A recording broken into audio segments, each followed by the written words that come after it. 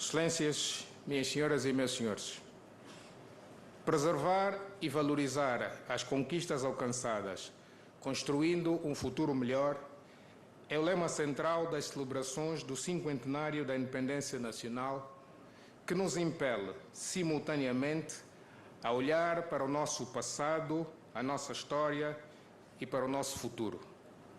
É, pois, momento de recordar e valorizar esta jornada, iniciada em 1975, considerando naturalmente as vicissitudes do processo de descolonização e a continuidade de alguns modelos nos primeiros anos do período pós-colonial. Vale recordar que, a semelhança do que ocorreu em todos os outros domínios da vida nacional, também o setor da justiça sofreu as consequências da fuga massiva de quadros do país. Para além dos tribunais de comarca e do então Tribunal da Relação, continuou a existir como instância judicial suprema de todo o sistema judicial angolano.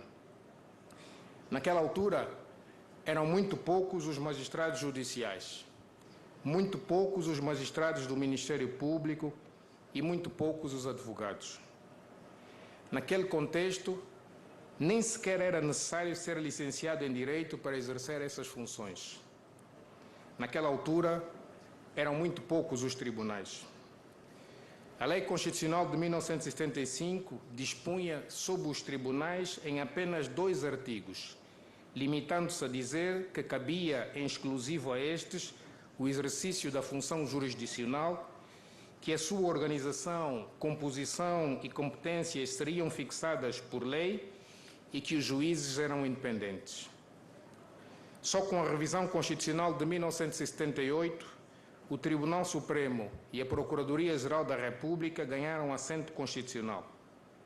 Nessa altura, como orientava a Lei Constitucional de 1978, a Justiça era administrada por tribunais com participação de, e cito, juízes profissionais e leigos e, mais tarde, por assessores populares.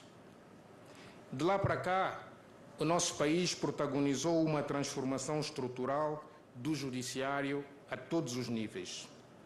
Desde logo, na organização judiciária, onde, de um modelo de jurisdição única, sem prejuízo da jurisdição militar, passamos para um modelo em que convivem a jurisdição comum e jurisdições especializadas, nomeadamente com o Tribunal Constitucional, o Tribunal de Contas e o Supremo Tribunal Militar.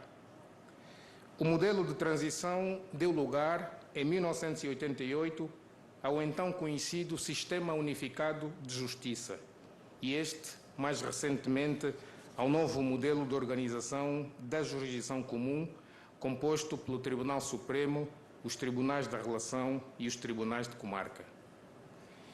Em 1975, o Tribunal da Relação de Luanda era composto por cerca de 5 juízes, para além de mais alguns poucos nos outros níveis da organização judiciária. No final da década de 80, o número de juízes do país se aproximava já das 200 e hoje, 50 anos depois, Angola dispõe de perto de 800 juízes ao nível da jurisdição comum. Ao nível do Ministério Público, o percurso foi muito similar.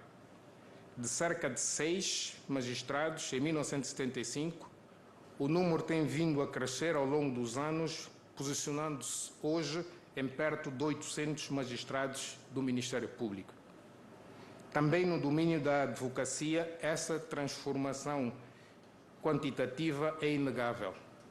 De um número de advogados que em 1975 se podiam literalmente contar com os dedos das mãos, passando para cerca de 250 em 1996, altura em que é proclamada a Ordem dos Advogados de Angola, o país dispõe hoje de cerca de 13.000 advogados, sendo cerca de metade advogados estagiários.